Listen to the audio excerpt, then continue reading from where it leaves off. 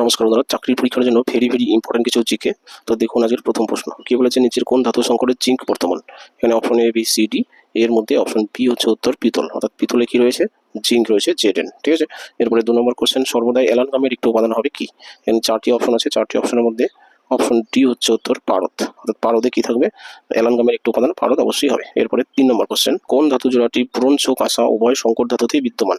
Bronze ও কাঁসা, এটা হচ্ছে অপশন বি কপার ও টিন, অর্থাৎ কপার ও টিন ব্রোঞ্জ ও কাঁসা এই দুটোতেই থাকবে। ঠিক আছে, এরপরে 4 নম্বর কোশ্চেন, ডুরালুমিন সংকর ধাতুর প্রধান উপাদানটি হলো option A B C D, এর মধ্যে অপশন বি হচ্ছে উত্তর কি এ এল, মানে অ্যালুমিনিয়াম। ডুরালুমিন সংকর ধাতুর প্রধান উপাদান হচ্ছে কি অ্যালুমিনিয়াম বা এ এল, মনে রাখবেন। ঠিক আছে, আচ্ছা এরপরে 5 নম্বর কোশ্চেন, বিমানের কাঠামো তৈরিতে ব্যবহৃত সংকর ধাতুটি হলো, তো বিমানের কাঠামো তৈরিতে সংকর ধাতুটি হচ্ছে অপশন ডি ডুরালুমিন। ঠিক আছে, এরপরে 6 নম্বর কোশ্চেন, ইউরেনিয়ামের আকরিক হলো এ বি সি ডি, এই 4টির মধ্যে অপশন এ হচ্ছে উত্তর।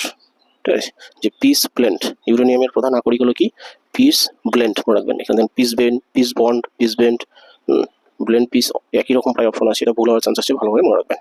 এরপরে 7 নম্বর কোশ্চেন কি, ক্যালামাইন যে ধাতুটির আকরিক, ক্যালামাইন কোন ধাতুর আকরিক? ঠিক আছে, তাহলে 7 নম্বর প্রশ্নের উত্তর হচ্ছে বন্ধুরা অপশন এ জিঙ্ক বা Zn, মনে রাখবেন। ক্যালামাইন যে ধাতুটির আকরিক সেটা হলো কি Zn বা জিঙ্ক। ঠিক আছে, এরপর 8 নম্বর কোশ্চেন, যে রান্নার বাসনপত্র তৈরিতে এল ধাতুর ব্যবহার করা হয় কেন?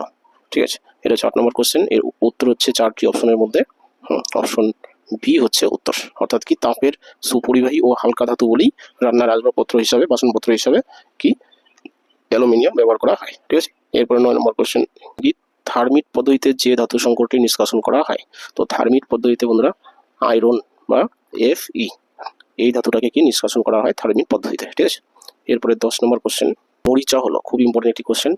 10 নম্বর কোশ্চেন হচ্ছে কি মরিচা হলো বন্ধুরা অপশন এ বি সি ডির মধ্যে অপশন সি হচ্ছে উত্তর।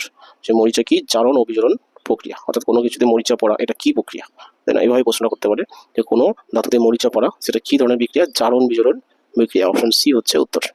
এরপরে লাস্ট কোশ্চেন 11 নম্বর, এলপিজিতে ব্যবহৃত দুর্গন্ধযুক্ত জৈব যৌগটি হলো এলপিজি, এতে এই গ্যাসটা লিক করলে একটা দুর্গন্ধ বের হয়, সেই দুর্গন্ধটা অ্যাকচুয়ালি কিসের জন্য বের হয়? এটার অ্যান্সার বন্ধুরা অপশন সি ইথাইল মার্কেপটাইল। ইথাইল মার্কেপটাইল এই যৌগটির জন্য এলপিজির গ্যাস লিক হলে যে গন্ধটা বের হয় সেই গন্ধটা এই যৌগ থেকে আসে। ঠিক আছে, তো এই হলো বন্ধুরা আজকের 11টি কোশ্চেন। তো ক্লাসটি ভালো লাগলে অবশ্যই লাইক কমেন্ট শেয়ার করবেন, নতুন বন্ধুরা চ্যানেলটি সাবস্ক্রাইব করবেন। রাখছি তাহলে, থ্যাংক ইউ।